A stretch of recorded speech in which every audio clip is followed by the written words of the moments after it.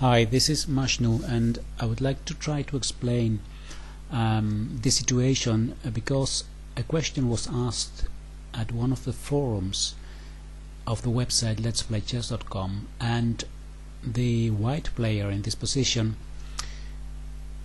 asks if he could have won this endgame, especially after black had taken on e4 here. So let me see, rook takes e4, king takes e4, and here black played king to e6 and offered a draw. And the question of the white player now is, could I have won this game? What happened in the game is that black won. This is how it went. White played b4 here, and black used the majority of pawns by playing h5. c3 was played by white, and now king to f6, king f4, king g6. The white king goes back to e4, and now the black king enters to g5, and after king to e3, king f5, king d4, h4, the passed pawn is created by black. So white took here, and now we see that the g pawn can advance here, supported by the king, and the white passed pawn is just too late to do anything, because after promotion queen to d1 checkmate followed.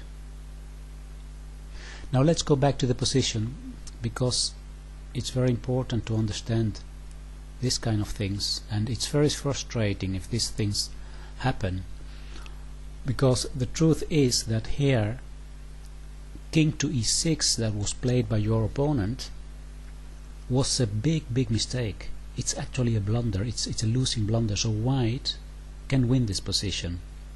In that sense, it's a very good decision that you took to refuse his draw offer. The way of to win this position is make use of the fact that now with your king you can attack the g4 pawn, and if he defends it by playing h5, you can move your king to g5, attacking his h pawn again, and after that the g4 pawn will be the next target, and you will have a passed pawn that is unstoppable. Now let's have a look how this would look if we would play with white the correct move, king to f4. Now you are attacking g4. This is the weakness of black, the g4 pawn right now. If black defends this weakness, then the king continues attacking the so-called base of the pawn chain. The base of a pawn chain, this is called a pawn chain, and this is also a pawn chain. And in a pawn chain, the weakest point is always the base of the pawn chain, so the pawn that supports the other pawns. So now king on g5 is attacking h5, and it's impossible for black to defend it. If we would continue with, for example, h4, then you simply take on h4, and if he goes now trying to defend his g4 pawn, then you simply move something like b4, and now black is in so-called zugzwang. There is no move that he can do without losing material. If he plays a5, then a5 is taken, and if he plays a king move, for example king to e5, then king takes on g4, and after this is a very simple matter of advancing this g pawn supported by the king, and you don't need to worry anything about this other side of the board, because you have a pawn majority here, so it cannot make any danger, any threats there. So in summary, we could say that here king to e6 was a big mistake, because it allows white to make use of the strong piece, the king, on f4, attacking g4 and then g5. Now, what would have been a better move for black here instead of king to e6? That's the next question. Well, a move like, for example, a5 or h5 would be probably enough to achieve a draw. The thing is that black can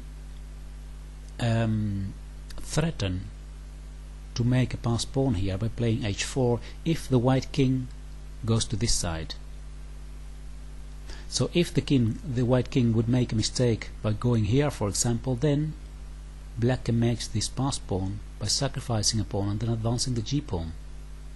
So that's the idea of black by playing h5. Now, of course, white doesn't need to go this way. White can also simply stay on this side of the board, preventing this breakthrough, and in that case the game will probably end in a draw. Let's see what could happen if white tries to make a passed pawn on the queen side. Well, then there is a surprise, because black can play here b4, and if a takes b4, we see that white cannot advance the c pawn because it will be taken, and then black again has a passed pawn very close to the final rank. So probably, and that's what I hope, this example shows how complicated and also how rich pawn endgames can be. Sometimes we achieve a pawn endgame and we think, oh, it must be a draw because there are no more pieces on the board. But no, pawn endgames are really something to study and be careful about. Okay, I hope now that you have more clarity about this endgame that you played, and unfortunately you lost it. But next time we have always a new chance. Okay, goodbye and thank you for watching, and see you on YouTube. Goodbye.